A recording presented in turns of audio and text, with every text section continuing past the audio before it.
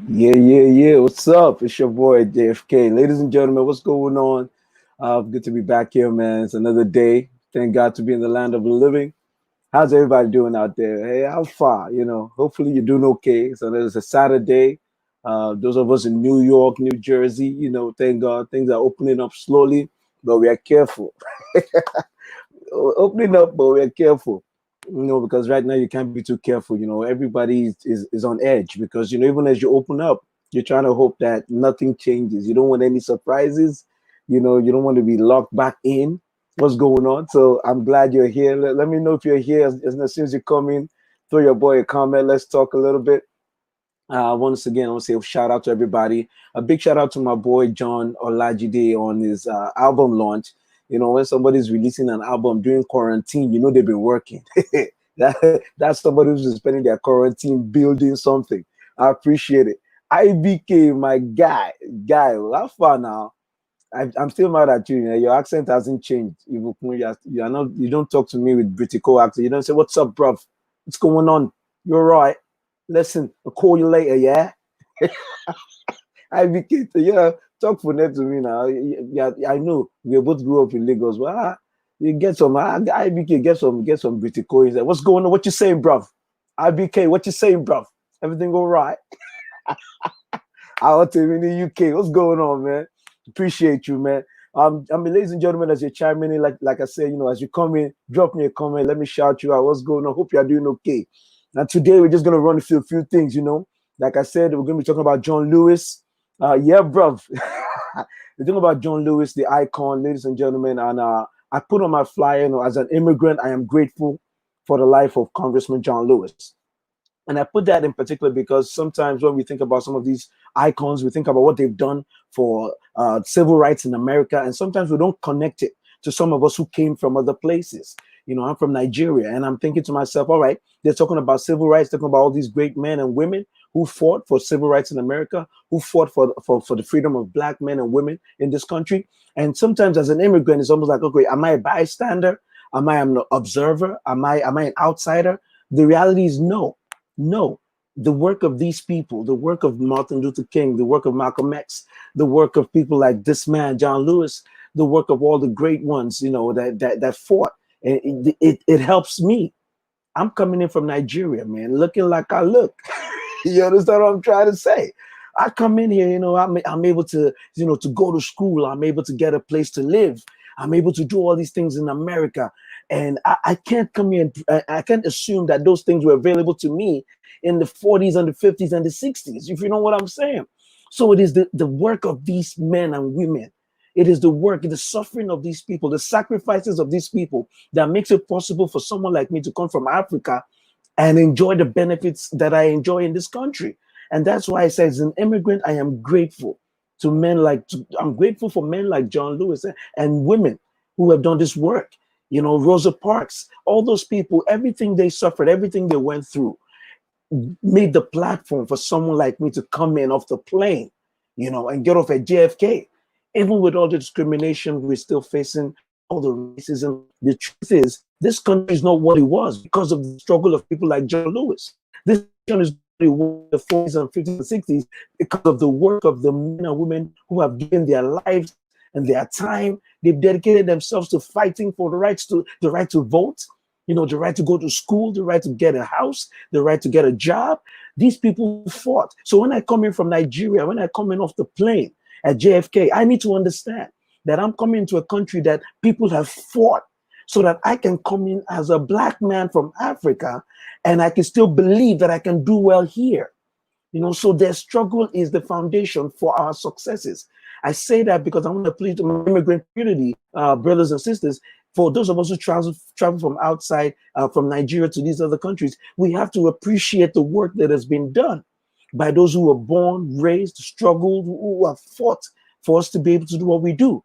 And that's why someone like me celebrates John Lewis, because I know that if not for what they did, if not for the struggle, if not for the sit-ins, if not for the marches, if not for the protests, someone like me, I can't be here. I cannot be here waxing poetic about, oh, I'm an American or whatever I'm doing now. That foundation was laid by people like John Lewis. And so that's why my salute goes to him and every other freedom fighter, everybody who did this work, everybody who laid the groundwork, who laid the foundation, and those who are still fighting today. African Americans are in the fight today, people who are the descendants, who are the ones who have received the baton from people like John Lewis, who are fighting in Congress, fighting in their neighborhoods, fighting in their communities for the rights of minorities in this country. I salute them. I greet them today. The icons, the ones who are at the forefront. And sometimes I think we get carried away. Sometimes up and coming generation, we want to criticize the ones that have fought before us and say what they did wrong, what they didn't get really right, or they haven't done it well. Hey, we're in it now. We realize it's not easy. It's not easy. These are people who have done more than we can do. CT Vivian, thank you, IBK. These are people, Reverend Cordy Tyndall. These are people who have done the work. And so we salute them. And I want to appeal to the immigrant community. Those of us from Africa, those of any part of the world, understand the work that these people have done to allow you and I to enjoy what we enjoy here. That's really important. We need to talk about that.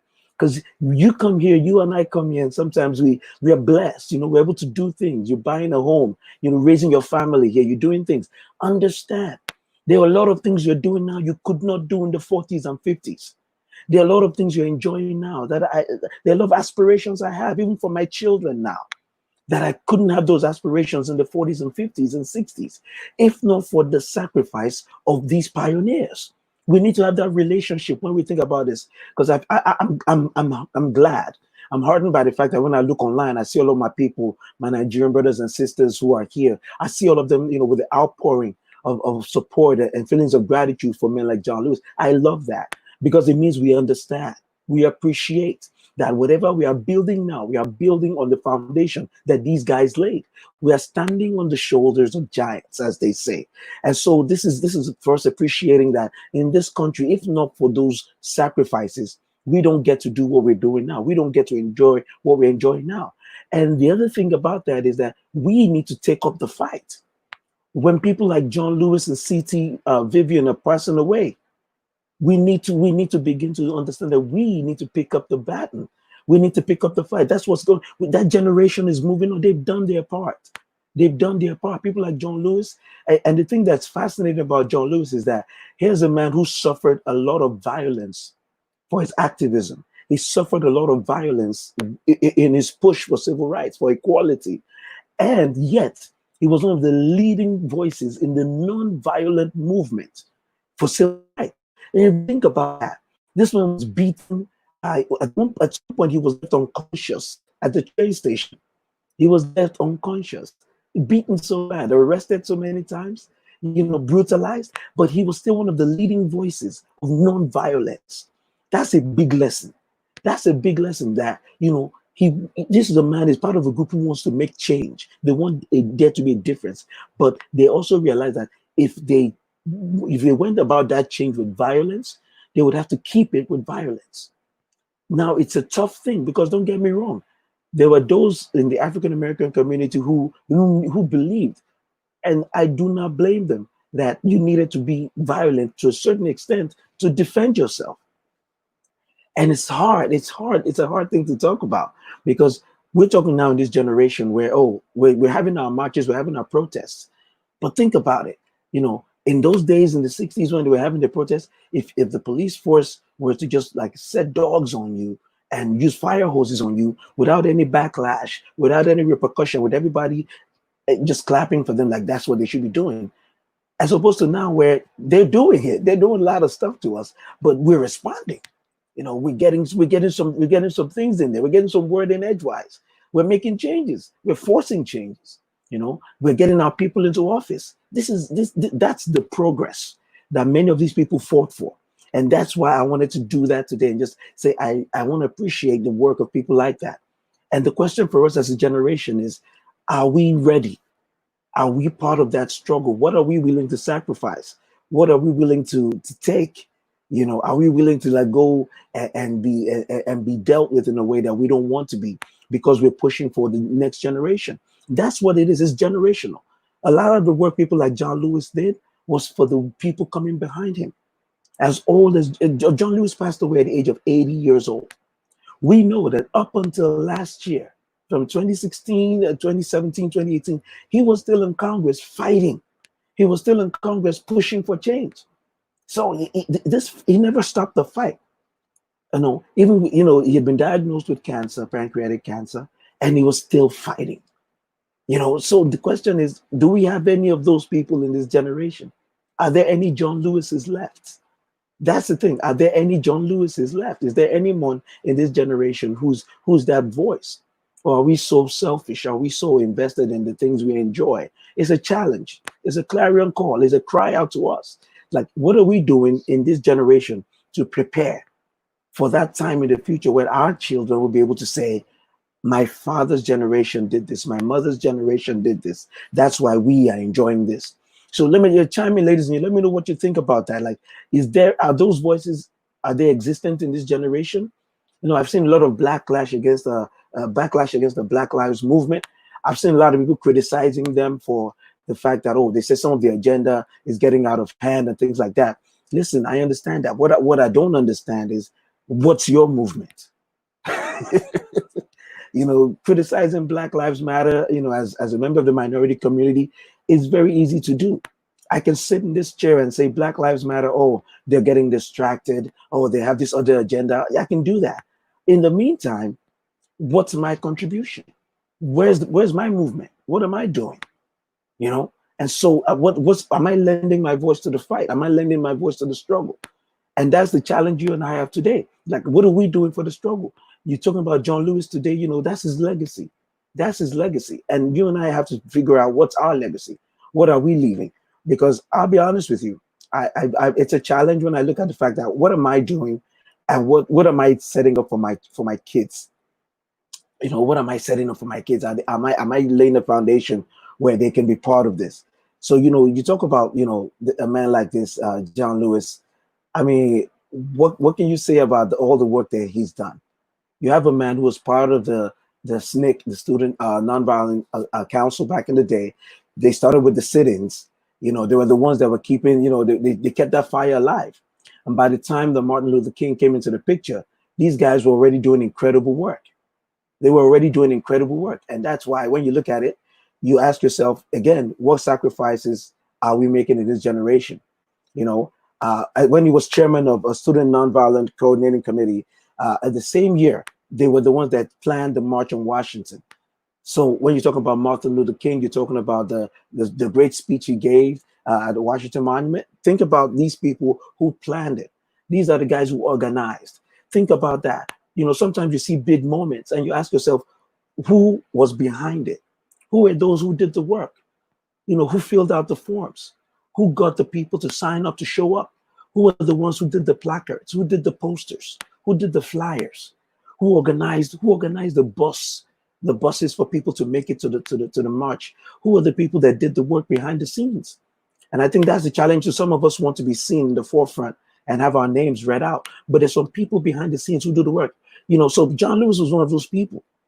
He was one of those people who was doing the work behind the scenes, so that people like Martin Luther King could rest on the work that he was doing. Martin Luther King was up there, planning for what he would say. People like John Lewis were doing the work, the pounding the pavement. And so that's why someone like him is someone that we should recognize as an icon, because he has done the work. And I come back to my point. As an immigrant in this country, I need to begin to look at the work that these people have done and say, what's my contribution?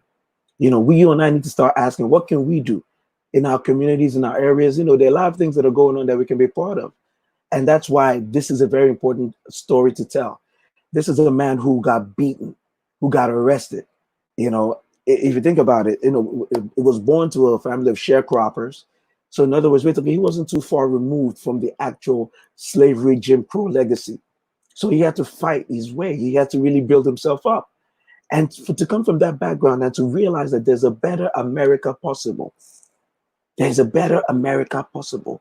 America has something in it that can eventually glow, that can make it great, that can make it good. And to keep pushing for that, to keep fighting for that.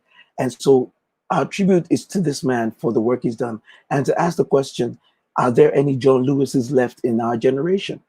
You guys chime in as you're coming. Good to see you. Good to see you. What's going on?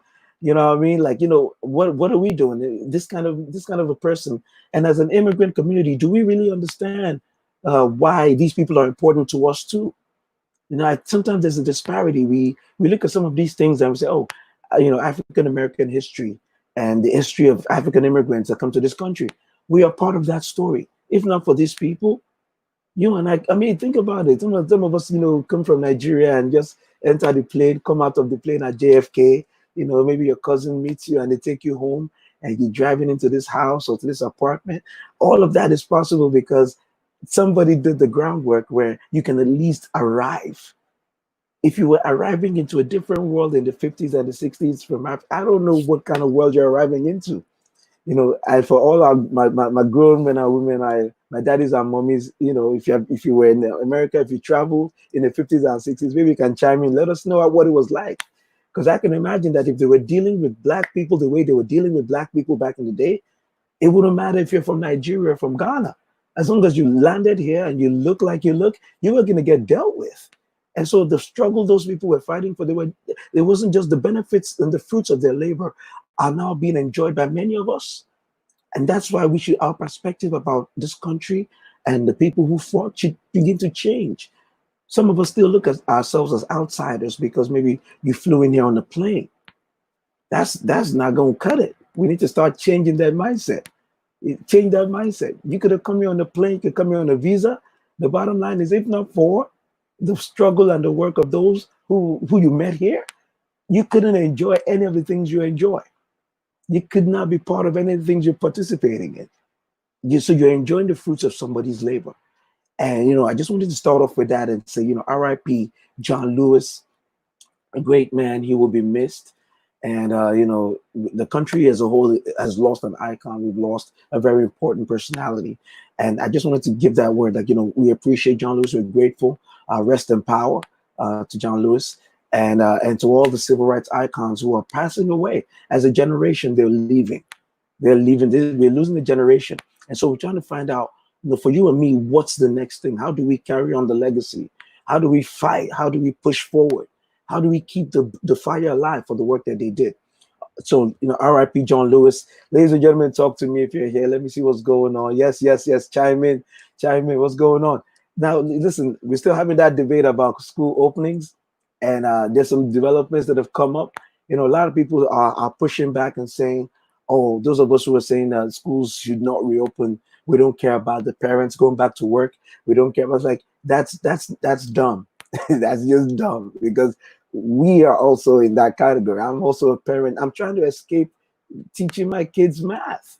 I'm done with that. I never got it the first time. I'm supposed to be teaching somebody math now. I'm done. I don't want to do it anymore. So yeah, so we want schools to reopen. We want businesses to reopen.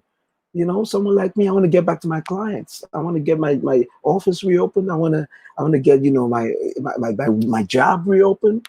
I want to get my gigs reopened, my weekend gigs. I want music to come back. I want church to come back. I just want joy. I want, more jollof fries, more suya. I want that. But here's my caveat. We should do none of those things until we are ready. We need to prepare. The thing I don't get is this: for everybody who says reopen, reopen, reopen, schools should reopen, every time you ask them to what guidelines, they go quiet, or they tell you, well, the school will determine that. The community will determine that. And that's where I have a problem. How can you be advocating for school reopening, but you're not talking about what we need to do to make the reopening safe? Yes, so hey, Sister Esther, what's going on? Yeah, man, ladies and gentlemen, as you come in, share the video, share, as Sister Esther is saying, share the video, get some people involved in the conversation. So we've been talking about this for a while now, and things are changing, they're developing. I'm celebrating the fact that the vaccine development is coming up. The vaccine looks like by the beginning of 2021, there'll be a vaccine. My Nigeria people, my question is, if the vaccine comes out, Nigeria, will you take it? Will you take the vaccine if it comes out? Because people have demonized the vaccine so much now that if the vaccine comes out, I want to find out who will take it. Everybody share, like, and invite somebody. Let them know what's going on. Share, like, and invite somebody. Thank you, Auntie Esther. My personal person. So here's the question: if the vaccine comes out, are you going to take it? Are you afraid of it? You know, because a lot of my people, we've been demonizing vaccines even before it came out. People have been talking about vaccines like, it's going to destroy the world. Fine. Now that they are almost ready, what's your plan? Are you going to be taking the vaccine or not? I want to know. What do you feel about the vaccine coming out? They say they're developing a vaccine now for COVID. It's getting close to the stage of being ready. Are you going to take, what do you think about the vaccine? Are you going to take it? Are you going to say no to it? Because the problem is, if we don't, recognize the vaccine, and we're going to sit here and just say no, then we're going to keep having this fight about mask or no mask. So if the vaccine is going to help us, question is, what's your take on that? What's your take on the vaccine? It looks like they're almost ready. It looks like the vaccine is almost ready. What's your take? I mean, especially my Nigeria people, you're the ones I worry about. My Nigeria people, are you going to take the vaccine or not? I'm waiting to find out, because they've been demonizing vaccines now. Everybody, there's so many stories and conspiracy theories. The vaccine, when it comes out now, I want to see, are you going to take the vaccine when it comes out? Let me know. Chime in. Talk to me if you're online. Yeah, my people, let me know. Drop me a comment. I want to know, will you be taking the vaccine? Will you be taking the vaccine, or you think the vaccine is going to be is going to be its own killer? So that I want to know that, will you be taking the vaccine? Because now that we are in a stage where the vaccine is almost ready, the question is coming up. My biggest fear is that, number one, of course, I know that the vaccine has kind of been rushed. So of course there's a concern about the safety, but I think that's why they're doing more and more clinical trials. But the question is, even if they are doing, say today vaccine is ready, are you gonna take the vaccine? And because people want to open up, but they don't want to talk about how we can make sure that we don't get sick again. America is at 140,000 deaths. 140,000 deaths. I don't know a world in which that's okay. I don't know a world in which that's insignificant. America's at 140K deaths, y'all. It's too many people. And I'll keep saying it. Even for those who are telling me, oh, the numbers are inflated, they counted some things they shouldn't have counted. I'm asking you this, what is the real number? None of you have been able to tell me. None of you can tell me. Everybody's, oh, they're inflating the numbers, they're juicing the numbers, they're counting what they shouldn't be counting. Okay, fine. What's the real number? Then let's talk about that. But none of you can tell me the real number. You guys are just telling me that the number is fake, and then I ask you what's the real number. You can't tell me. Can you believe there's still people right now who think that COVID is fake? We're still dealing with people right now who think that the whole corona thing is a hoax. In America, this is why we can't get out of it. This is why we can't get out of it. Because if you continue to have people still believing that it's not true, that it's not happening, then when can we start talking about solving? That's the reason why people say, let's go back to school. Because some people don't believe it's. Now they're telling you that it doesn't affect children. Bruh, it doesn't affect children. How about the teachers? How about the janitor? How about the bus driver that's going to take them to school? How about the parents that are dropping them off and picking them up? Even in New York, where we're doing better, everything we're doing, we're still doing with masks. We're still being careful. When kids come together, we watch them, make sure they're distant from each other, make sure they're using their masks. And now you want to send kids to school. What's going on? See, the guys, drop me a line. Let me. What do you feel about that? What do you feel about the fact that people want to talk about opening, but they don't want to talk about the precautions to take? Have you heard anybody explain to you how reopening schools will not injure teachers? That's the thing. The conversation is always revolving around, oh, the children are safe. Children can't get it, this and that. Fine. Let me even assume that that's true. Let me even give you that. How about the teachers? Is anybody worried about the teachers getting coronavirus? Is anybody worried about the janitors? Mike, that's what's up. We are not championing COVID. It's like COVID has found a partner in us. Corona has found a friend in us. We are Corona's friend now. Instead of fighting Corona, we are helping it. Imagine that. Why is our number keeps going up? From the last show I did, our number keeps going up. Now Florida hospitals are overwhelmed. Texas hospitals, Houston, overwhelmed. And here's another point I wanted to make on this. When we take this thing so lightly, we are endangering our health workers. It's our health workers we're endangering. They're the ones who end up having to deal with this nonsense in the emergency room. While the rest of us are here theorizing about whether or not it's real or it's not real, while those of us here, they are faking the numbers.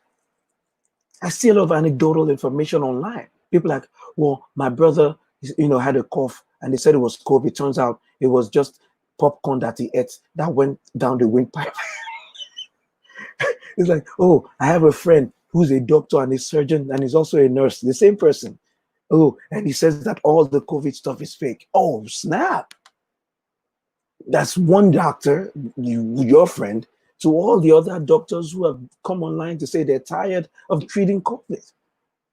So you know what? If I'm going to decide who's lying, I'm probably going to go with the ones who we're going to go with the ones who have been telling me that they're going through it. Nurses, doctors, they've been catching the disease.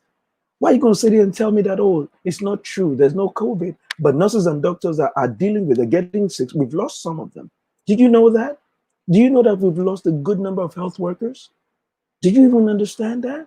While you and I argue whether or not COVID is real, health workers who didn't have anything wrong with them before they started treating COVID patients got sick and died. Many of them, their last videos to their families was to talk about how proud they were that they were able to help save lives. But yet you and I are sitting here discussing whether or not COVID is real. This is the thing that frustrates me. We can never get rid of this. We can never win this battle if we're spending our time deciding if there's a battle or not. It's annoying. It's mesmerizing. And forget about the fact that many of these people who are saying this stuff are just taking their cue from the moron in chief, from the idiot in chief. That's the problem we have, isn't it? We have a leader who's entirely incapable, incompetent, and ignorant. And the worst part of it, he can't even admit when he's gotten something wrong. You know, you know, he can't admit when he's got something wrong. So, ladies and gentlemen, we're standing in this light talking about, oh, we're going to open schools and we're going to make the same mistake we made when we opened Florida, opened Texas, opened all these places. We're going to make the same mistake we made that made those places open too early, and then there was wahala. So, ladies and gentlemen, like Mike said, let's have a plan. I am for reopening schools. I am for reopening churches. I want jobs to reopen. I want the economy to reopen. But I understand that none of those things can happen if we don't deal with the crisis. What is so difficult to understand? If you don't deal with the thing that closed you, you can't open. You can't open. Yeah, Mike. Oh, yeah. I mean, look, if you're expecting Donald Trump to honor John Lewis, let me remind you that he insulted John McCain after John McCain died. So don't expect anything from this guy. I mean, they might force him eventually to give a statement. His team will tell him how bad it looks for him not to say anything. But we all know that will be forced. That's not from his heart. We know Donald Trump's heart towards John Lewis. He showed his heart towards John Lewis in real life. In life, so we know whatever he says in death now, we know they're forcing him to say. I'm not even looking at that side for anything. The man provides no leadership. He's unable to provide leadership in any moment. I don't know. The next JFK Live. Here's a teaser. Yeah, ready for this? The next JFK Live, I'll be doing a book review. I'll be doing a book review. Too Much, Never Enough, on the book that Mary Trump wrote about her uncle. That's going to be epic. It's going to be ridiculous. That lady spilled some tea and then she poured tea on top of the tea she spilled. So, Mike, we're going to talk about that because that book reveals a lot of the things that some of us have been saying that we know. I mean, I've been saying so many of these things for a long time, and now it's finally just interesting to have someone who's a family member who can confirm it. I've been saying so much of this stuff for a long time. Now we have a family member confirming it. Did you see her interview on ABC? Did you see this lady's interview? Yeah, on Rachel Maddow? Yeah, she was revealing some stuff. And I'm telling you, I think what I find most exciting about what she was talking about is the psychoanalysis. Because this is, this is her job. She has a PhD in this thing.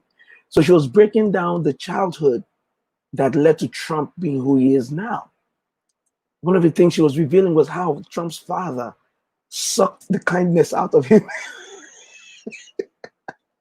Like Donald Trump's dad sucked the kindness out of him. So what we are left with is this shell of a man with no compassion, with nothing. And the worst part for him is that he's also ignorant. I'm telling you, man, it's a very important dynamic. To be a sociopath is itself something that's like, it's mind blowing. But to be an ignorant sociopath, that's the next level. Because, on the one hand, that's good for us because a sociopath who's not intelligent will end up undoing himself, like we can see right now. Because if he was an intelligent sociopath, we'd be in much more trouble because he would do the damage he's doing and no one will be able to even face him.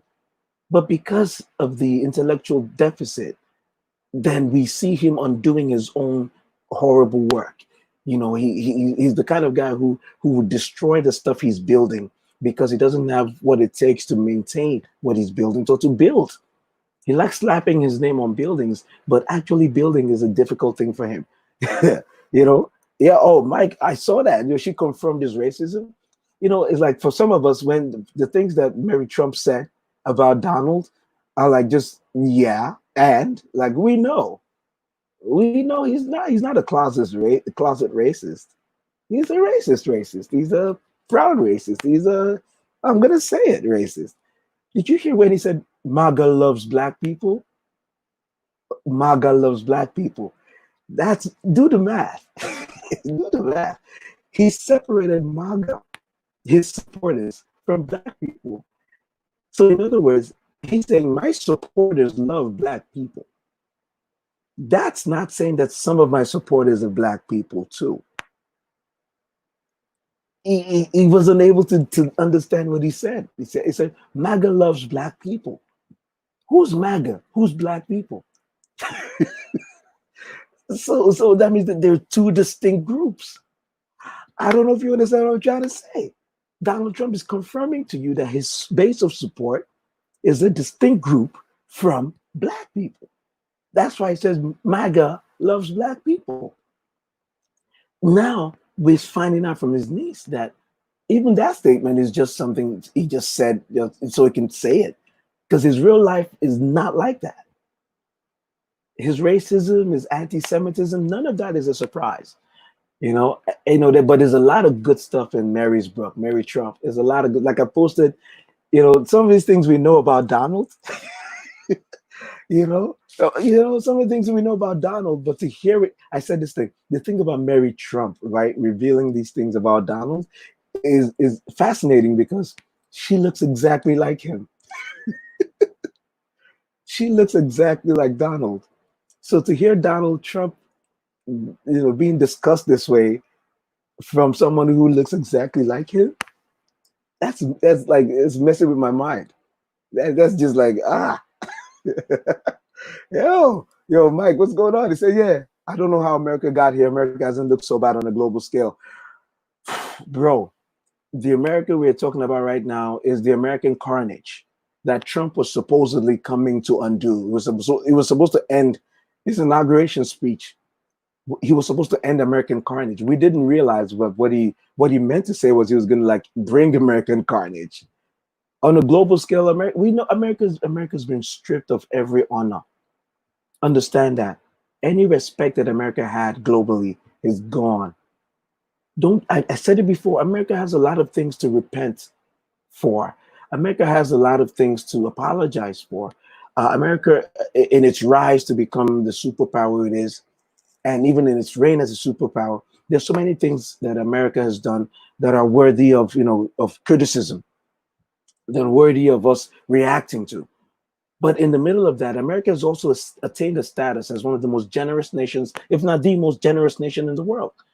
America has attained a status as an ideal nation in its ideals, in what it aspires to become. So the American Constitution, for instance, is a model all over the world. Even though America is struggling to meet up to its own model, the fact is that aspiration, that potential that America has of what it wants to be, of what it strives to be, That has been the envy of nations. But now what you have is, look at Portland, Oregon. You got the federal forces in there picking people up into vans.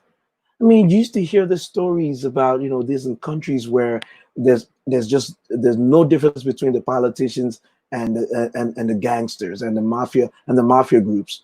America's now turned into that. Unmarked vehicles, unmarked men picking up civilians, running over civilians that are protesting, literally telling governors that they're not going to leave their state. Think about it. Think about it. Under a Republican president, under a so-called conservative leadership, we have a state that's been overrun by federal agents from Homeland Security, where the local authority, the governor, is saying, we don't want you here. And they're saying, oh, we're going to stay. And we're going to take care of protesters, and we're going to interfere in domestic affairs. It's not like they're enforcing a Supreme Court ruling. You understand? They're not enforcing Supreme Court ruling. They're just there under the auspices of Homeland Security. And the governor is saying, we got this. We'll deal with our problems our way. And they're saying, we're not going to leave. You know? So, I mean, that's where we are. And Mike is bringing up a big issue. The silent majority. The silent majority is this, how can I call it? It's the unicorn of politics, right? And in reality, the reason why that silent majority is being brought up again is because everyone's still shell shocked from 2016. Rightly so. Rightly so. I do not advocate any anti-Trump groups, any groups that want Trump's presidency to be over. I counsel against you popping champagne because of any polls you're seeing. All right. I think that's premature. I think it's premature until the day of the election. Don't pop any champagne, because until America actually votes Donald Trump out of the White House, Donald Trump is in the White House. And if America doesn't vote him out in November, Donald Trump has another 4 years. This is just that's what it is on paper. You know, for instance, Joe Biden has to defeat Donald Trump in an election, in the popular votes and in the electoral college. Until that happens, all you have are dreams. Everything you're talking about is a dream. So the polls, I've said this before, the polls are a good way to measure. And ladies, make sure share this video as you come in, share video, invite somebody, like the video. Thank you so much. They've been sharing some of the videos I did for the last couple of shows, and I'm really happy. But we're gonna keep talking about this. So the silent majority is the concern, where you're looking at a poll that will tell you that, for instance, Joe Biden is leading Donald Trump in all the swing states, nationally, in all the major demographics. Joe Biden is leading, and is leading pretty decently. But the silent majority comes up because we all know that in any polling situation, it doesn't capture all of the electorate. So if you have people who have not been responding to polls, or who have been responding to polls and been lying to pollsters, you can have a false and inflated sense of the polls. A good example is the Tulsa rally for Donald Trump. So you had all these people pouring in online and showing interest to go to Donald Trump's rally. And then we find out later there's a bunch of kids on TikTok who've come together to just embarrass the Donald Trump campaign. And so when they're expecting 1 million people, they got like 6,000. You know what I'm saying? Like, because you can do that. You can pretend, people do that all the time in elections. In a primary, for instance, you have a Democratic primary. In some states, non-Democrats can vote in the primary. So you have people coming in pretending to be Democrats, or they don't even have to pretend. They just come in and vote in your primary, and they push the vote towards the candidate they think is the weakest. They get the weakest candidate to win your primary so that their candidate on the other side can beat your guy. So now we're having these polls that are making it look like Donald Trump is going to lose. But I am cautioning you about the silent majority. Now, here's the caveat. The silent majority is not as much of a majority as it was in 2016 for a couple of reasons. One, incumbency. In 2016, Donald Trump was more or less the challenger, the underdog. All right. And so the silent majority could hide until election day, right? And then come out and support. As the president, as an incumbent, the silent majority, a good chunk of them have had to become vocal because now you're going to support your guy who's in office. And we saw a lot of support for Donald Trump. And that's why if you look at all the polls while he's been president, when he does the most horrible things, there's this 35% that never leaves him. What's going on, ladies? As you come in, what's going on? Let me see you. Let me see. Chime in, chime in. Let's share the video. Talk to me. I'm just addressing an issue. My brother Mike, that I just raised an issue that the silent majority. So if you're looking at the polls and you're thinking Joe Biden is leading, Joe Biden is leading, Joe Biden is leading, you can't pop champagne. Put your champagne away, bro. Put it away. Or the cider. For those of us who do non-alcoholic, put it away. Hide it. The work is not done. The elections in November are the only polls that matter. I'm going to keep telling you that. The only poll that you should consider is the election. Now, the polls you're looking at right now are good for morale. They can make us feel like there's hope. They can make us feel like, we have a chance of having a change in government. But that's all they're good for right now. Because what it means is that people have to follow through with the polling. The elections have to match the polling, because Joe Biden not only has to win the popular vote, Hillary Clinton won the popular vote. Joe Biden has to win the electoral college vote. That means he's got to dominate in the swing states. The polling right now suggests that he has that shot. Florida, Michigan, Pennsylvania, Wisconsin.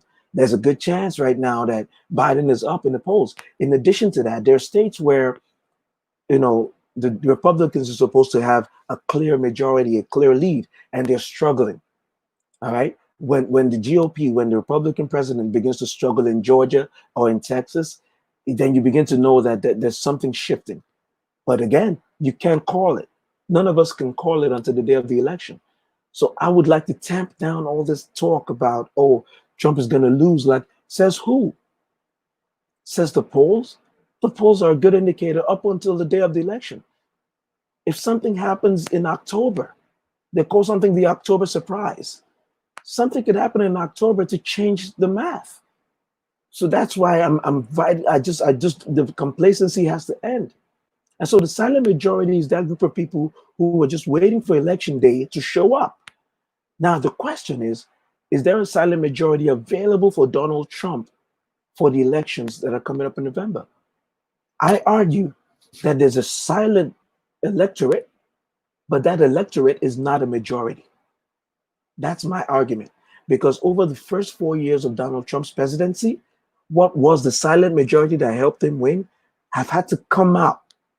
Because obviously they won, so they didn't have to be silent anymore. So we've seen the extent of his support. We've seen the full length of it. And it hasn't really changed. And here's the caveat. It wasn't like the polling in 2016 was like altogether wrong. I'm going to say that again. The polling in 2016 wasn't wrong. It was a question of what was the final tally of the polling before the election day. And I keep saying it. There was a bunch of things. I mean, Hillary Clinton's campaign died by 1,000 cuts. Hillary Clinton's campaign was cut from different areas. Part of it was their own mistakes. I'm not going to hide that. The Hillary Clinton campaign made some mistakes. Maybe there was some overconfidence because Hillary and her team probably thought Donald Trump is too horrible to win. Hillary and her campaign thought America would never vote for this guy. He's horrible.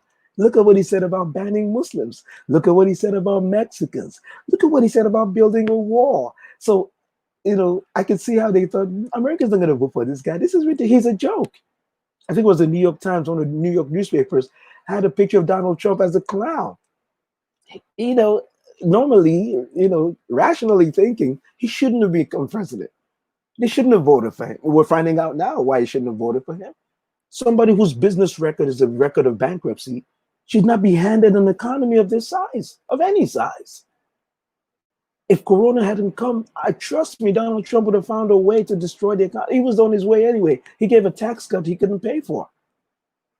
It didn't solve healthcare. He's an incompetent person. He's a horrible manager. He's never been good at business. He's been good at bluster. He's been a great showman. He's been a great con man. Not a great con man. I take that back, because to be a great con man, there's a level of intelligence. He's just been sheltered. He's been covered. It is the people who enabled Donald Trump that have made it possible for him to achieve what people see as success. And I've been saying that for years, until now. Mary Trump, his niece, has come out to say it in her book and in her interviews, that it's the enablers. Donald Trump has been enabled since he was a child. His father enabled him in so many ways and covered up his errors. And then they built up an empire around that enablement. So Donald Trump has been getting away with rubbish and incompetence, stupidity, ignorance, malicious behavior. He's been getting away with all of that because there's a network that's been built around him to help him get away with it. The problem with the presidency is that no matter what network you build, as president of these United States, you have to perform. That's why Donald is failing, because he finally has to perform. That's the problem that Donald is facing. He has to perform, and it's becoming clear he can't. Because when you're president of a country like this, you need to do the work. Donald Trump, in addition to being ignorant, is a lazy president. He's lazy. He's always been lazy. He gives up on stuff because he can't fix it. He can't solve it. That's why he takes Sharpies and he draws Sharpies around areas on hurricane maps, because he's not intelligent enough to do the math and say, get me the right information the first time so I don't say rubbish that I have to lie about later. Y'all don't understand what I'm trying to say. That's the problem. One of the problems with Donald. He's not hardworking enough. He's not diligent enough. He's not intelligent enough to get the information right the first time, so that when he speaks, he can be correct. That's all he has to do as president in some of the things that he's dealing with. Just let your experts tell you what the deal is. Announce that stuff like you figured it out. No one's the wiser. But this man is incapable of even that. And that's why, did you understand that the briefings they give him, someone said they had to draw pictures in the briefings so he could read it. Someone said they had to put they have to put his name on intelligence briefings. They have to insert Donald Trump's name so that he can finally be interested in read. Donald Trump will read a briefing. If he doesn't see his name, he stops reading. That's the kind of president you have. And that's the problem. He's an ignorant, he's incompetent, he's also lazy. He's too lazy to take advantage. Do you understand that the president of the United States has the best minds around him? The president of the United States, if he wants any information on any aspect of life, he can pick up the phone. He can call the head of the NFL. He can call the head of the disease control center. He can call anyone for anything, any information Donald Trump needs. He can call any department, any organ, any private company. They will pick up the president's call. So he has access to information. He has access to wisdom, to knowledge. But he's too lazy to use it. He's too ignorant to use it. He's too arrogant to admit that he needs that information. That's what we're suffering from right now. Do you see the nations that are doing well with COVID? Do you understand what New Zealand is about? Do you understand what Germany is about? Do you know why they're doing better? Because their leaders, if you go back and see, their leaders did not spend time on TV telling you that COVID is not real. Angela Merkel did not come on TV telling her people it's not a big deal. You know why? She's a scientist, bro. Angela Merkel is a scientist. It didn't take her a minute to figure out, I'm going to go with my scientist friends and we're going to figure out what's going on. And don't get me wrong, even those leaders struggled. Many presidents and leaders still struggle. Even though they did the right thing, it's still not an easy problem to solve. That's what a pandemic does. It confounds the wise. But the worst part of it for America is this is a difficult problem, and you're starting off with an ignorant president. Those two things are just a recipe for disaster. Ladies and gentlemen, 140,000 Americans and more are gone in the space. Now, here's the thing. People say that and they say, oh, well, we lose people to cigarette smoke. We lose people to accidents. We lose people to swimming pool accidents. That's the dumbest thing I've ever heard. Donald Trump and his people have been using this thing this whole time, and I don't know why people are falling for this. Every time somebody talks about numbers, you need to find out what the relativity of that number is to what you're discussing. If I tell you that America has tested more people, listen to this. If I tell you that America has tested more people for coronavirus than Jamaica, that is not the end of the conversation. I don't even like math, but I know this. If America has tested more people, the question is, what percentage of your people is that number? You can test more people, but if you have more people, that doesn't tell me anything. What I need to know is what percentage of your people have you tested? And what have you done with the results of those tests? How accurate are your tests? Those are the questions that we need to ask. And so when Donald Trump gets away with this nonsense, it really irks me. Recently, he said, more white people are killed by the police than black people. Duh. There are a few more of them in here. Like, what are you talking about? How is anybody listening to that and not understanding that that's a dumb statement if you don't finish it and tell me how many black people are here, how many of them are being killed by police officers, how many white people are here, how many of them are being killed by police officers? Then we can compare, bro. Then we can compare. I'm hoping none of you are falling for this. I'm trusting you not to fall for that. And that's why we're suffering, because of voodoo math, magic mathematics, rubbish math. We're testing more people. Oh, first of all, we're testing them kind of late, don't you think? You're just now bragging about testing. Nations have concluded most of their testing, bro. Bragging about testing now. And you're still lying about it. There's still not enough tests. There's still not enough tests. And the tests they're having in Florida and Texas, they're coming back too late to help anybody. If you test me on Monday and 2 to 3 weeks later, I'm still waiting for the results, anybody I contact in those 3 weeks might be in danger if it comes back that I had COVID when you tested me. The tests are inaccurate. It's almost redundant now. And so this is the problem we have. And going back to Mike Dada's point, please, as you come in, ladies and gentlemen, share the video, like the video, invite somebody to listen, chime in too. Let me see, I got my people on here, man. Got something to say, I'm going to put your comment up right away. I'm going to put your comment up. Just let me know. So, the point is to what Michael is saying. There was a silent majority in 2016 that helped Donald Trump. But that silent majority, there's still some silence, but it's not the silence of a majority anymore. And how do I know? Okay, that's a big question.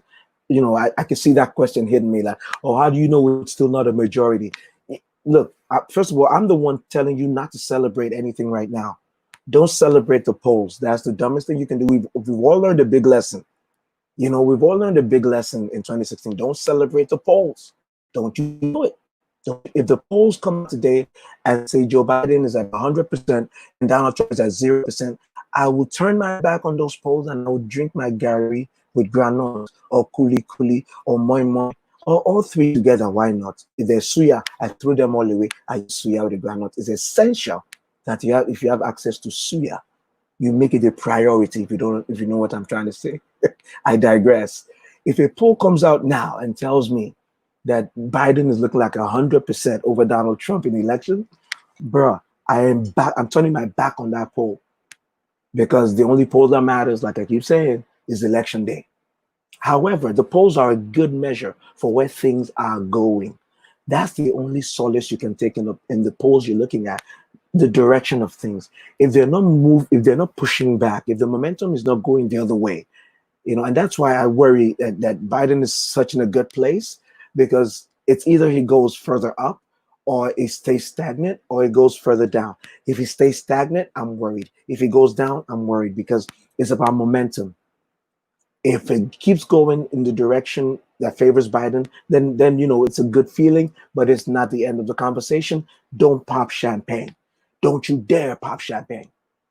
You know what I'm saying? Don't pop champagne, because everybody knows that at the end of the day, the election day polls are what matter. Listen, ladies and gentlemen, come on here. Let me talk to you, man. I see somebody. I see one of my notifications in, and somebody's upset with something. Come on in here, man. What's going on? Listen, let's have a good time. But yeah, BCOY, you're exactly right. Common sense isn't common. You expect arguments supported by facts, but yet it's like a unicorn asking for a unicorn in a snowstorm in the Sahara. Bro, that's convoluted. That's a lot of namby pambly and disma pisma. You know, that's gargantuan confusion. I like what you're saying. So here's the point: there's a majority, there's a group of people. There will always be a group of people who don't respond to polls, who don't respond to pollsters, who are I mean, people who it could be for either candidate. There's still some people who are undecided about Biden. Some of the people I know, some of my good brothers and sisters, they're not sold on Joe Biden yet, and I understand that. I understand that. I come at every politician with a healthy dose of skepticism, because I understand that politics is something where if your priority is to get elected or to remain in office, everything else is second place to that. So I don't even know how to feel. I don't say I blame the politician for wanting to stay in office. Think about this. Let me tell you how much I believe in what I'm just saying. Somebody said that Donald Trump is doing some things just because he wants to be reelected. And I said, wanting to be reelected as a politician is not a problem. It's not a problem. It's your job.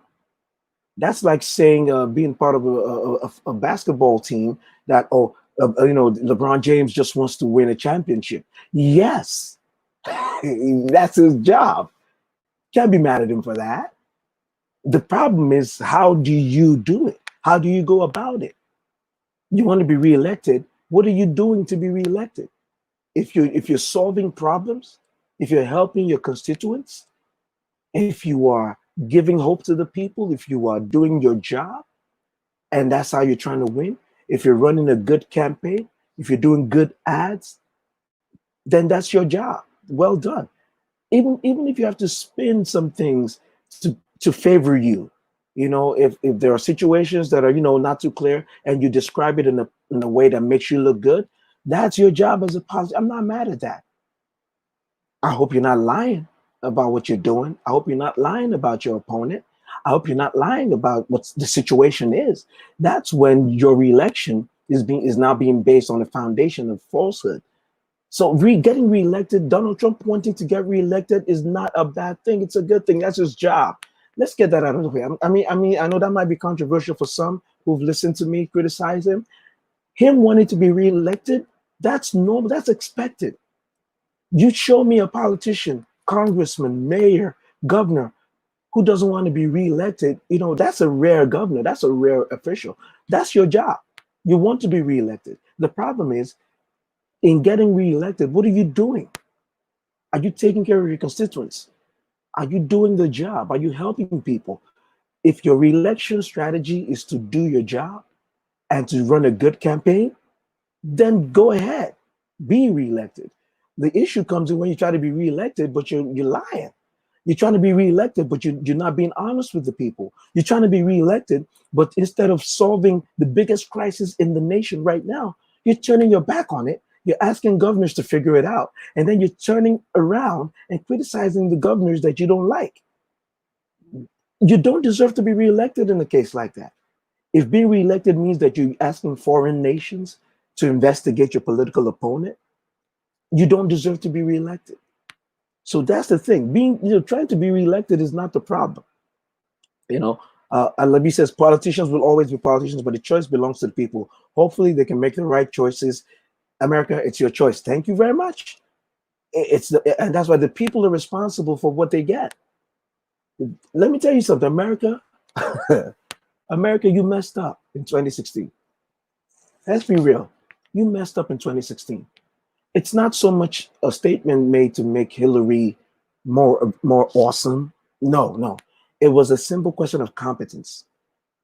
That's my problem. I love you. What's going on? Yeah, heal you, brother. That's my problem with America's 2016 election. Hillary is by no means perfect. Like I said, her campaign died 1,000 deaths. Part of that too was her mistakes. You can't hide that, Joy. Her online presence was weak. You can't hide that. Compared to Donald Trump's online presence, Forget about the Russian presence, just the regular online presence. Hillary didn't do the job on the online presence.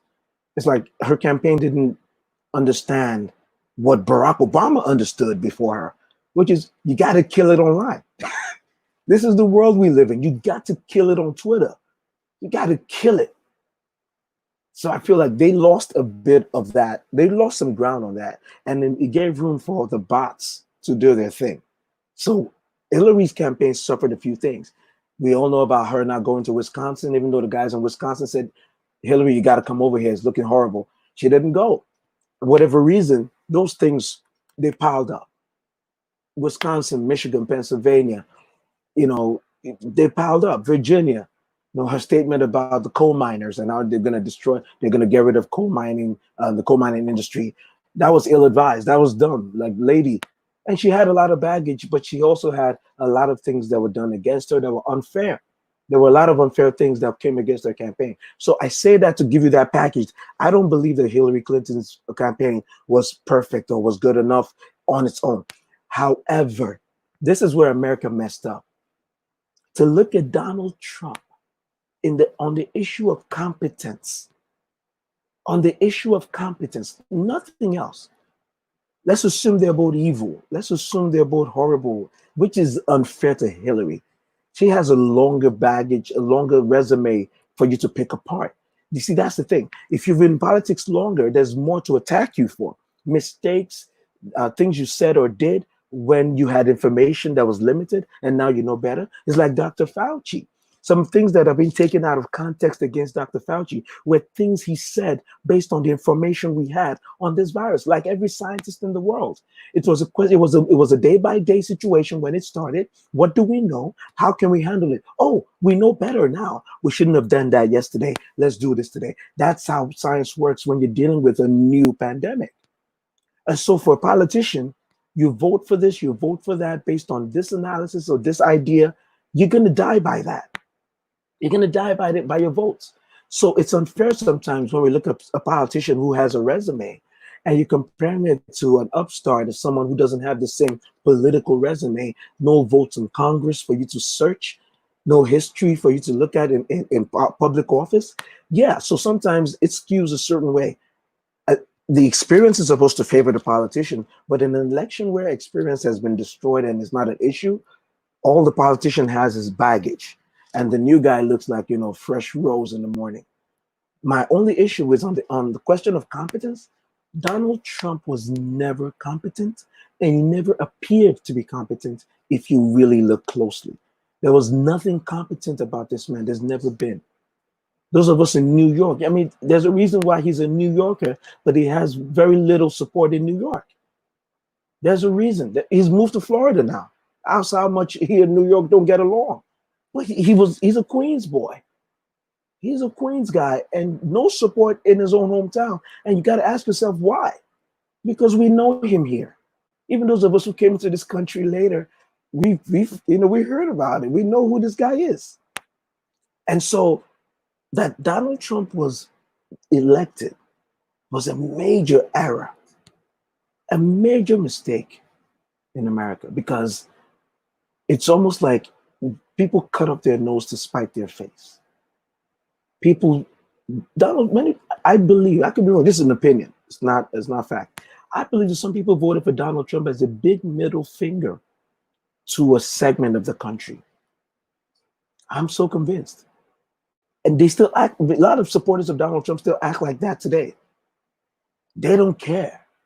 They don't give a rat's patootie about, COVID, because Donald Trump doesn't care about COVID. That's how we're operating now. They're mimicking him. They're saying what he's saying, even though they know differently. Now, don't get me wrong. I said at the beginning that real life will be the referee. BCOY said, why you got to put Queens on blast, though? He's from New York. Bro, he's from Queens. Everybody knows it already. It's out there. I'm not saying nothing new. I'm not saying nothing new. He's from Queens, Donald from the block. But we don't want it.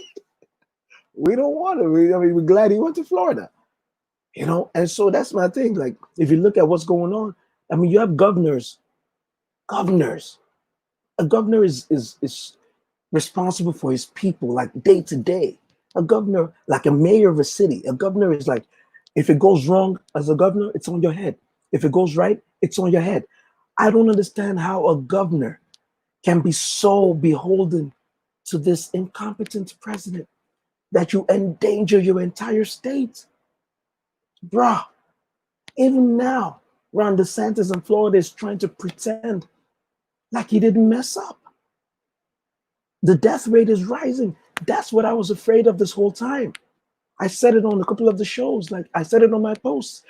If the coronavirus infection rates are going up, but the death rate doesn't go up, I'll take it. And hope that everybody who got sick gets better, and hope there's no permanent damage to their health, because that's the other thing that people don't talk about. Some people who get sick from coronavirus and don't die still end up with some serious damage to their health. These are all the things that people don't talk about. So even when we're focusing on the death rates, we're not really being real. And that's why Donald Trump could come out and say 99% of COVID cases are harmless. That's the second dumbest statement, second only to the statement about injecting Lysol into the body. That is the all-time statement, dumbest statement by any public official anywhere in the world. I put it up there against any statement by any official. No president has been that dumb, has said anything that stupid. I challenge you to find me any president or leader who has said anything dumber than that. Let me know. If you find any other statement, let me know. I maintain, I stand on the fact that Donald Trump made the dumbest statement ever. History will record Donald Trump's statement asking his experts whether there's a way to inject that into the body to clean that out. In other words, putting Clorox into the system to clean that out. That's the dumbest statement. It's the winner. The award goes to Donald Trump for dumbest statement by a president ever in a press conference.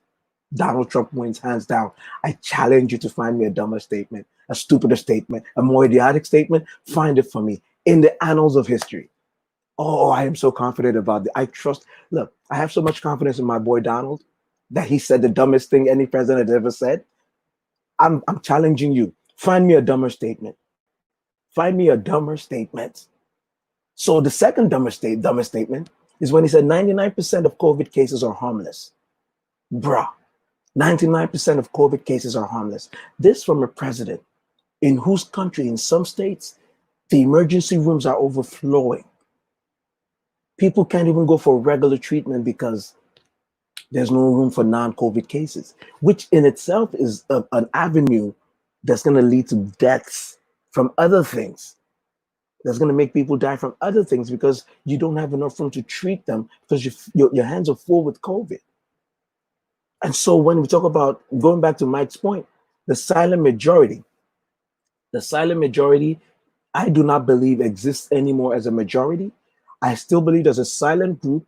I'm not surprised that there's a group of Trump voters who right now will lie to pollsters, who would not take polls, who are secretly mad at the liberals, mad at, just angry that Obama was president, who will own the libs at the cost of their own lives. They are dedicated, they're committed, and those people will turn out for Donald Trump. It's just math. The only hope on the other side is that there's enough people who are fed up with him that there'll be like an overwhelming turnout if the voter suppression efforts don't kill that. So there is a majority, but it's not the silent one anymore. That's my take on that. There's a group of Trump voters out there that nobody knows about right now. They're gonna come out, and so even these polls that we're looking at, with Joe Biden looking like he's running away with it, 10 points, 15 points, all of that is gonna adjust by November. Trust me. All of that is going to adjust by November. And the only thing you can hope for is that even if it's by 3, 4, or 5 points, if Joe Biden can hold on to like a 5-point lead in November, particularly in the swing states, which I don't even know how you do that in Wisconsin, Michigan, Pennsylvania, Florida. You just all he needs to do is just take a 4-point lead, 3-point lead in those states. If he can hold on, then you have a chance of like, all right, celebrating a Biden victory. All those numbers are going to adjust. That's how the math works. What your hope is that the adjustment is not a result of a change in momentum, but rather the fact that people are going to come out to vote who are not part of this polling universe right now. I'm prepared for that. I prepare for that mentally. These polls are not complete. They're a good signal, and I hope they don't cause overconfidence. You know, as my brother Alabi is bringing up right now, he says, "Oh, let me read the statement." He says, "The advantage was Clinton's campaign incompetence and overconfidence, uh, plus HRC being a known politician with baggage. But now Trump has his own record. Trump has his own record, so people should weigh it against Biden's records. But then it's still the people's choice." That's my point. Trump was an unknown comparatively in 2016, going up against a known quantity, which is Hillary. So that made a difference. But now Trump has a record. Trump has a record, and unfortunately, it's not a good one. It's just a record of tax cuts for the rich. It's everybody knows it now. Everybody knows it now. Almost everything that Donald Trump's administration has done has only favored one segment, and that's the very wealthy. And the wealth gap is increasing, and they're the ones that got the PPP. Small businesses are crying because many of them didn't get it. Some of them, the money ran out as soon as it came out, and we're finding out it went to Donald Trump's friends. Donald Trump's properties took some of the money. Steve Mnuchin had the nerve to be in front of Congress telling us he wasn't going to tell us who they gave the money to. They asked him to give a list of anybody who got 500,000 or more, and he said the administration wasn't ready to give that information out. Thank God for some good reporting, though. We found out. We found out who's been getting it. Some pastors who are Donald Trump's friends, they got money for their church. Now, many of us belong to churches, and our churches never got anything.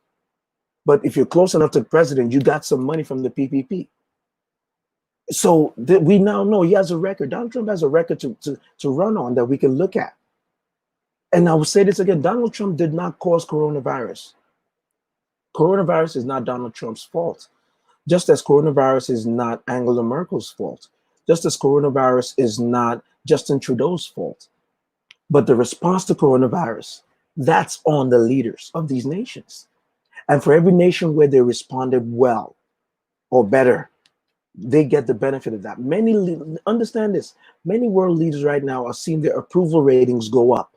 Governor Cuomo, New York lost 34,000 people. If anybody's approval rating is supposed to go down, it should be Cuomo's. He lost a lot of people. Part of that was there was some slow responding. Part of that was, but everybody understands the confusion of the early days. So that's why you see people forgiving Cuomo and his administration, and even de Blasio. You forgive them for the mistakes they made earlier. You forgive them for not doing things quicker. And they themselves, in many ways, came back and said, "Oh, I messed up. We should have done this. We know better now." That's the difference. Donald Trump's inability to say, "I was wrong," is one of the biggest things that's putting us in trouble.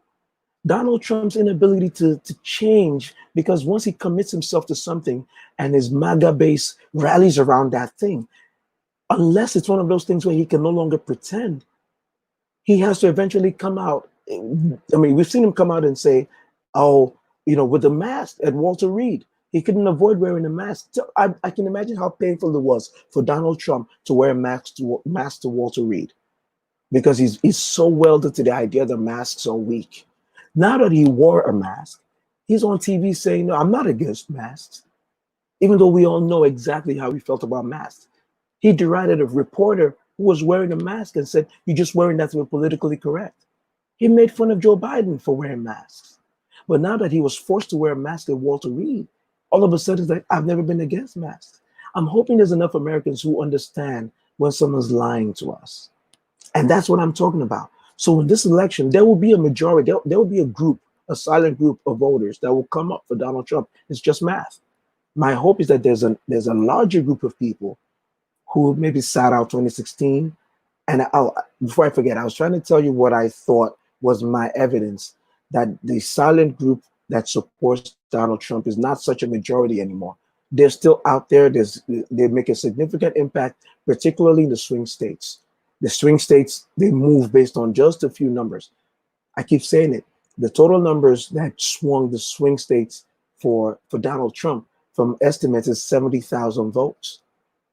Out of the millions that voted, 70,000 votes spread across Wisconsin, Michigan, Florida, Pennsylvania. Those were the votes that tipped those electoral college states into Donald Trump's corner. That's why he won that, and yet he lost the popular vote by 3 million votes. That's why that's possible, because all he needed was 70,000 votes in the four swing states thereabouts to tip him over. So that's why I'm focusing on those states now. That's why, what's happening in those states is important. That's why Florida's looking bad for Trump, because he ignored the COVID pandemic, and that's destroying these communities. So what I was saying was Donald Trump has missed an opportunity. If only Donald Trump had behaved like a leader at the beginning of this pandemic, if only Donald Trump had worked with his experts, if only Donald Trump had told the nation the truth, that we don't know too much right now, but we're going to be asking everyone to sacrifice, as a leader should, that would have made it easier for the governors of the states to do their jobs. That would have made it easier for the mayors to impose lockdowns, to impose masks. If it came from the presidency, that this is what we have to do as a nation, it would be easier. Just like in Florida right now, some of the private institutions, some of the in Georgia and Texas, some of the private businesses are trying to impose some of these restrictions on their customers and clients, but because they don't have the state backing, because the governor of Texas is not mandating masks. In fact, the governor of Texas is suing cities that are mandating masks. So establishments that are telling people to wear masks are getting harassed. We heard about the guy who stabbed somebody for telling him to wear a mask, and he got shot and killed by the police when they went to pick him up. This is the kind of stuff that's coming out of simple wear masks, don't wear masks. So the problem we're having is, I'm hoping there's enough Americans who realize this American carnage doesn't have to be. It doesn't have to be. So there's going to be a group of people that are going to support Donald Trump, that are going to come out, and the numbers are going to tighten. Believe that. I don't care if Joe Biden has 100% right now and Trump has 0. It's going to tighten. The only thing we're saying is, by the time it tightens, let it not tighten so much that it flips to the other side, where Trump is now leading in the swing states. I trust Donald Trump to continue to mess up. I trust him implicitly. He's great at messing up. He's very incompetent. He's deeply flawed.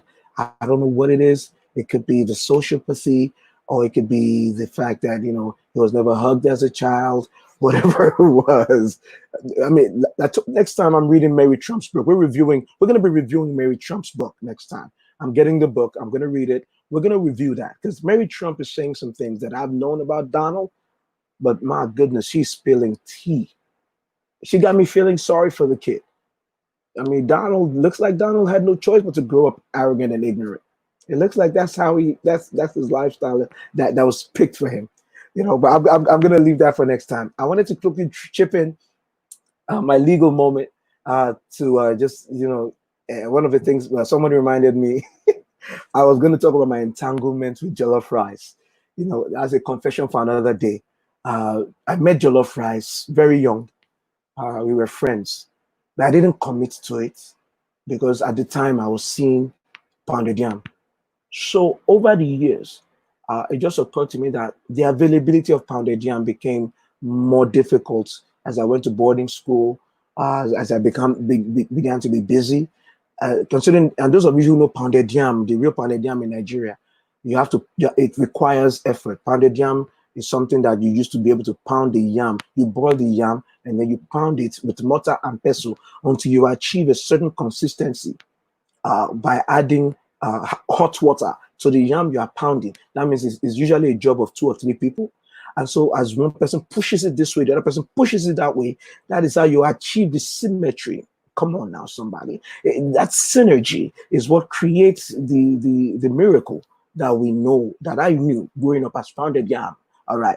But after a while, my relationship with pounded yam, we felt strained, if you know what I'm saying, because I could not commit to the process required to attain pounded yam on a regular basis. It was in that twilight of season of our relationship, myself and pounded yam, that I started a friendship with jollof rice. And it occurred that, the spiciness of jollof rice was very tempting, very seductive. And by the time I knew what was going on, I was craving jollof rice at every party. It was a moment, it was a change I should have paid attention to, but I did it. And so it was a season. Yeah, Mommy Esther, no, pounded yam is the real thing. But that's why I'm explaining. I'm confessing my entanglement with jollof rice, in order to bring some understanding, so that me and pounded yam can have a healthier relationship going forward. And so when I began to experiment with jollof rice, I began to find out there was excitement. The possibility of jollof rice. You put plantains on it. You add shrimps to it. It was just, but at some point it became clear that pounded yam also had the same potential and better, because pounded yam is a cooperative. Pounded yam never operated by itself. Pounded yam was always in conjunction with a soup or a stew.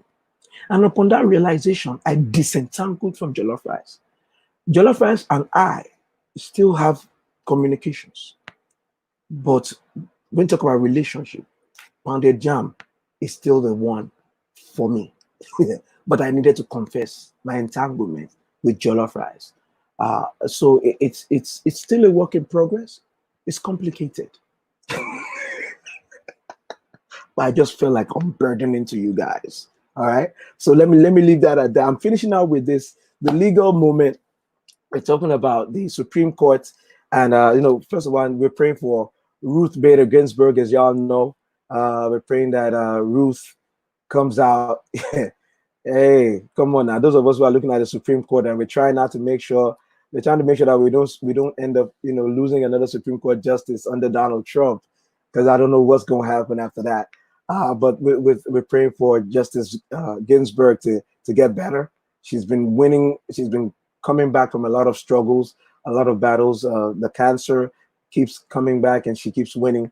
We continue to hope that she finally, wins the battle.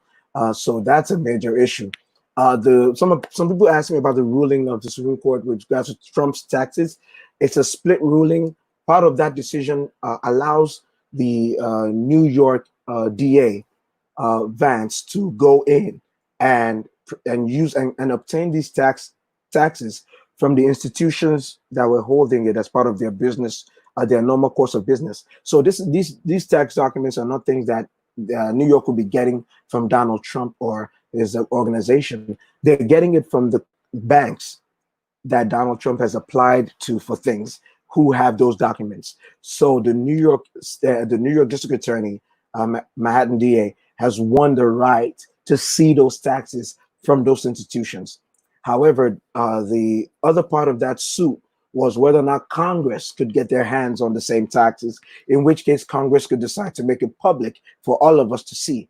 For that, the court sent that back down to the lower courts, that Congress needs to really show the necessity of getting these documents. So that's neither here nor there, because that doesn't seem like a process that will be done till next year, till after the election. So the idea Congress will get the Trump's taxes and show it to us, that's not likely going to happen before the election. However, New York, the New York DA's office had been given the access to see those taxes and to use it as part of their prosecution. So the New York DA has a chance to look at the taxes, present the taxes as part of its evidence to a grand jury for possible indictment, of Trump and the Trump organization, so they can see those taxes. They can use it as part of a grand jury. The only thing about that is we don't know how ready the New York attorney is to use that. So in other words, if their case is at a certain stage where all they have to do is take that and just show it to the grand jury, then the New York, at least the grand jury, gets to see it, and it could form part of a case against Donald Trump. However, the rest of us are not going to see it anytime soon. All right, so that's what's going on with the New York taxes. So fingers crossed, we'll see what happens. But I'm hoping that with or without seeing Donald Trump's taxes, the American electorate should understand by now that we cannot afford to keep going this way. COVID is not gone.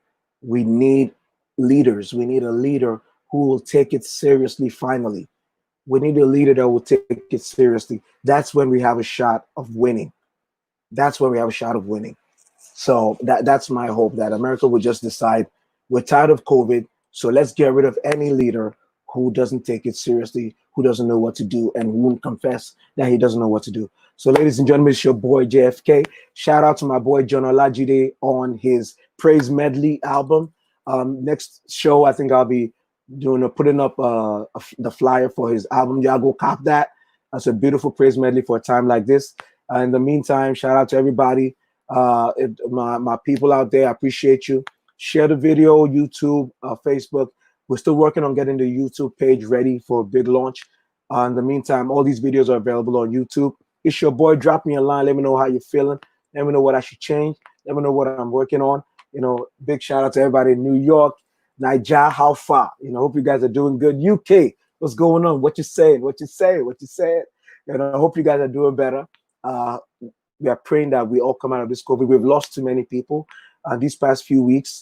The names of the people that I know, that are close to people who are close to me, that have gone. Some, COVID related, others not. It just happens to be around this time. It's a very sobering thing, and it's hard. It's hard, but we keep living. We keep pushing on. We trust in God that in as much as He's preserving us, He wants to use us for some things in this world, and we're gonna do that. We're gonna push and fight for that. So y'all keep praying along with us that we don't lose any more people. I know that's a tough thing to say, because people are still passing away. But we pray that no one will go before their time.